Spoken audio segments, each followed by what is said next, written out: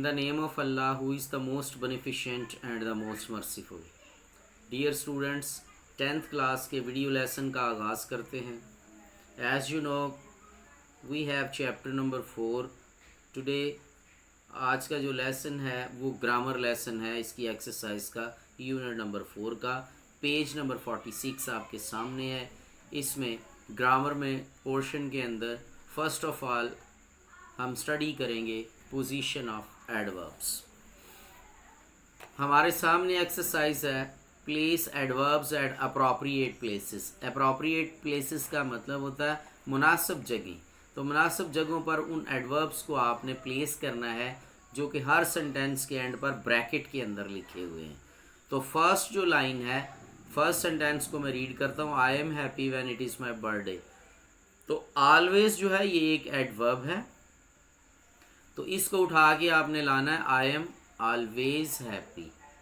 M के बाद आपने इसको प्लेस कर देना है जो कि इसकी एग्जैक्ट प्लेस है. नेक्स्ट सेंटेंस है my brother gets up at 6 o'clock from Monday to Friday as he goes jogging.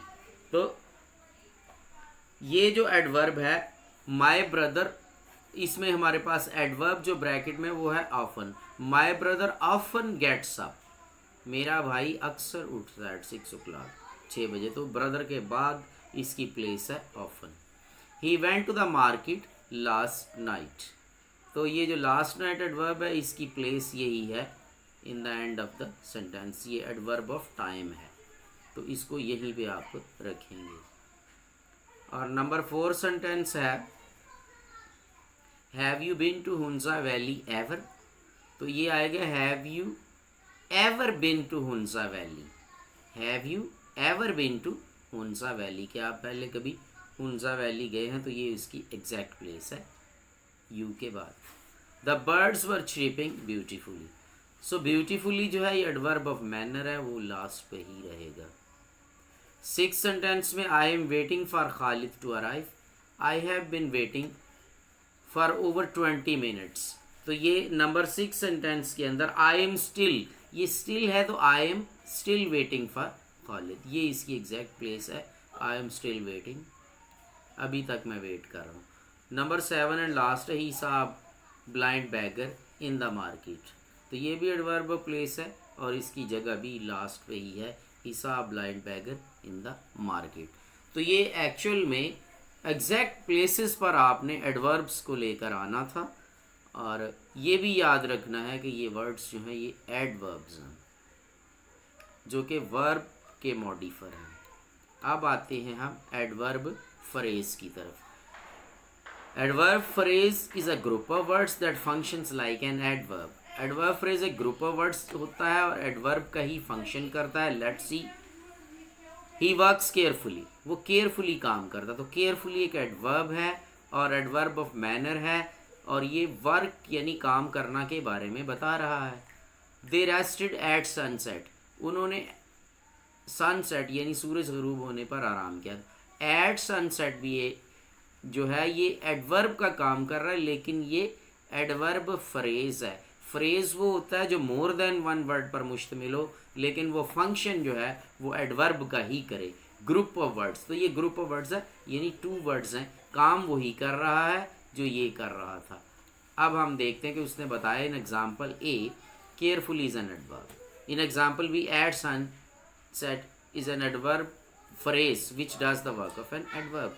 इसमें उसने हमें टाइम बताया है और ये एडवर्ब ऑफ टाइम, ये एडवर्ब फ्रेज है मगर टाइम बता रहा है. ये एडवर्ब ऑफ मैनर है जो अंदाज बता रहा है काम का. तो फंक्शन के लिहाज से ये दोनों एक ही चीज़ होते हैं.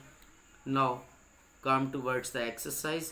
Find a suitable adverb to replace each adverb phrase in the following sentences.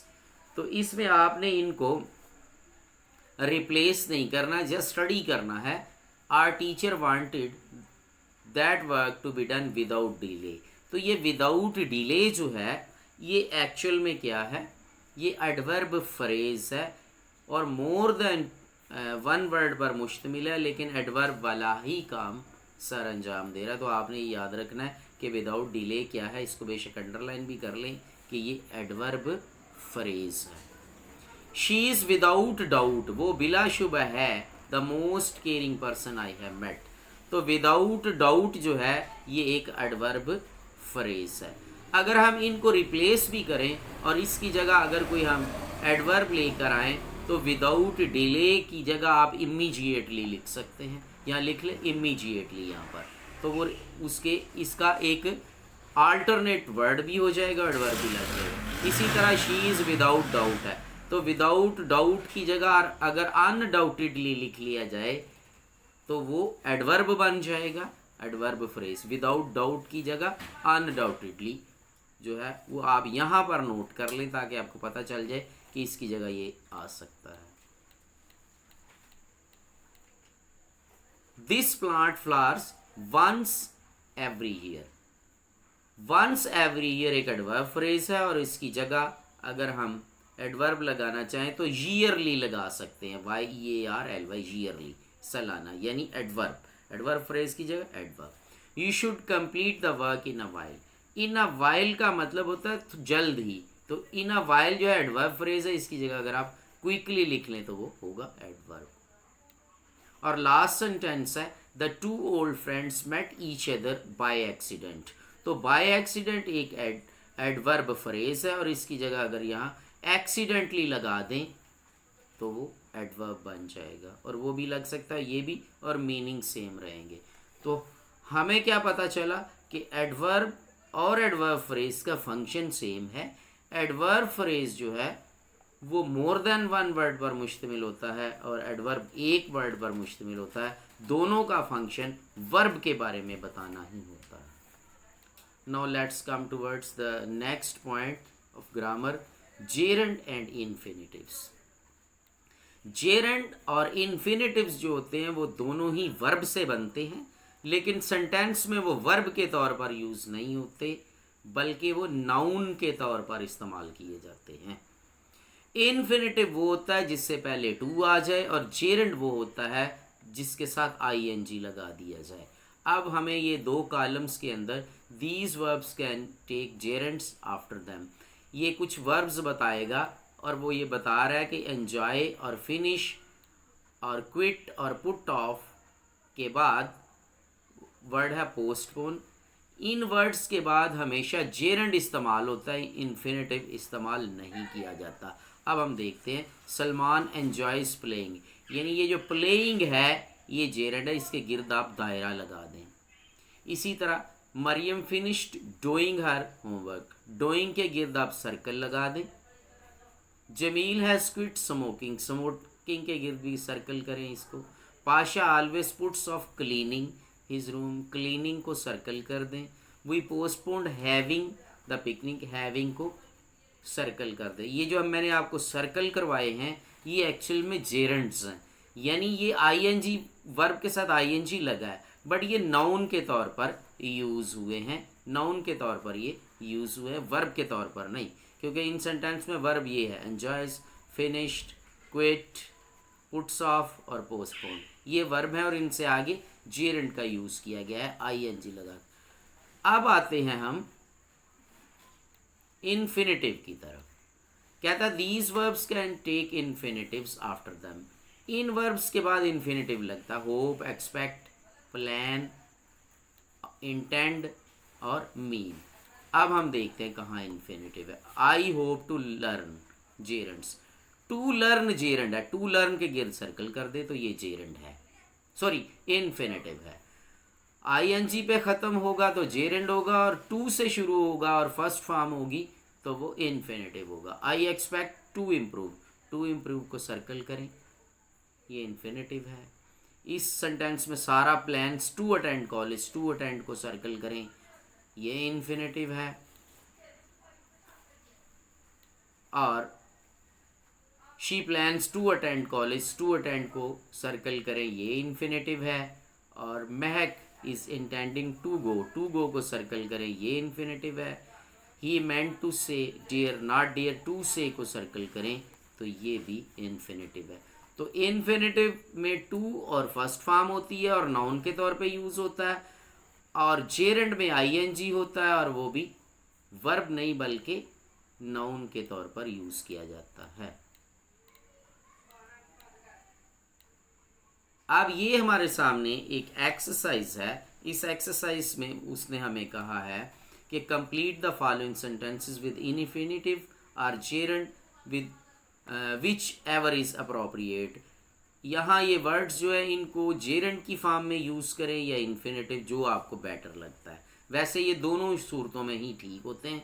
We felt the plane, हमने जहाज़ को महसूस किया, शेकिंग इन द स्टॉर्म, तो ये जेरंड की फॉर्म में हमने यूज़ किया। I have always dislike smoking, gerund use किया। Where did you learn to speak French, तो टू स्पीक हमने इन्फिनेटिव यूज़ किया। Is the exhibition worth visiting, तो ये जेरंड यूज़ किया। I don't mind to get up early, तो infinitive use किया। और we would love to come with you, we would love to come with you, तो to come यानी infinitive use किया। She seems to know this place, to know लगाया तो ये infinitive लगाया। तो ये हमने इन्फिनेटिव और जेरंड जो हमें बेटर लगा वो हमने इसके ज़रिए पुट अप किया। आपको सिर्फ ये याद रखना है कि what is gerund and what is infinitive. अब पेज नंबर 48 पे एक एक्सरसाइज है, identify gerunds and infinitives in the following sentences. हमने आइडेंटिफाई करना है कि कौन से वर्ड जेरंड है और कौन सा इन्फिनेटिव है। Minor cuts and scrapes usually stop bleeding on their own, bleeding gerund है, आईएनजी है, इसको सर्कल कर दें। To clean the area, to clean को सर्कल कर दें, ये इन्फिनेटिव है। Around the wound use soap and wash cloth, don't keep checking, checking को सर्कल करें, जेरंड है। टू सी को सर्कल करें तो ये इन्फिनेटिव है। ब्लीडिंग को सर्कल करें तो ये जेरंड है। सो ट्राई टू कीप को सर्कल करें, इन्फिनेटिव है। और नेक्स्ट सेंटेंस में इफ रैश पे स्टॉप यूजिंग को सर्कल करें, जेरंड है। इफ डर्ट और debris remains in the wound after washing को सर्कल करें, ये जेरंड है। और उसके बाद टू रिमूव को सर्कल करें तो ये इन्फिनेटिव है।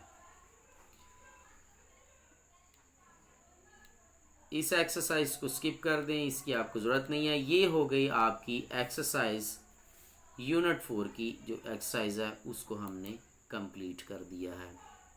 अब हम आते हैं आपके लेसन के अगले पार्ट की तरफ, जिसमें हम पैराफा ट्रांसलेशन जो थे वो कर रहे थे और 12 हो चुके हैं और आज पैराफा ट्रांसलेशन नंबर 13 हम करेंगे।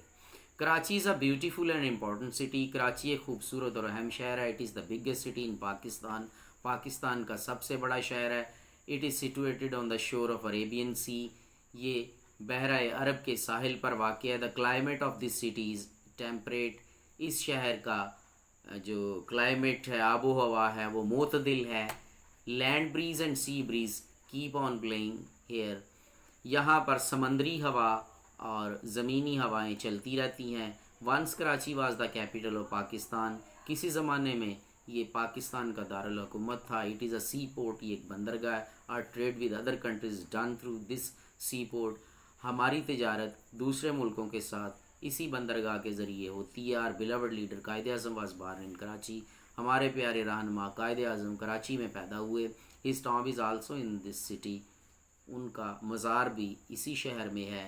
द पीपल, वो लोग हु विज़िट कराची, जो कराची जाते हैं, डू ऑफर फातिहा, वो फातिहा पढ़ते हैं एट द टॉम ऑफ कायद आज़म के मज़ार पर।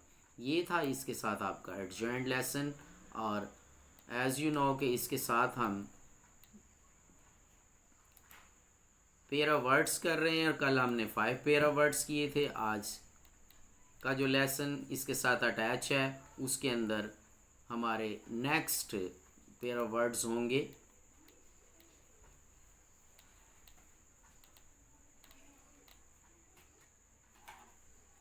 पेयर ऑफ वर्ड नंबर 6 जो है वो बेल एक नाउन है। There was large number of bales of cotton in the room, रुई की बहुत सारी गांठें थीं।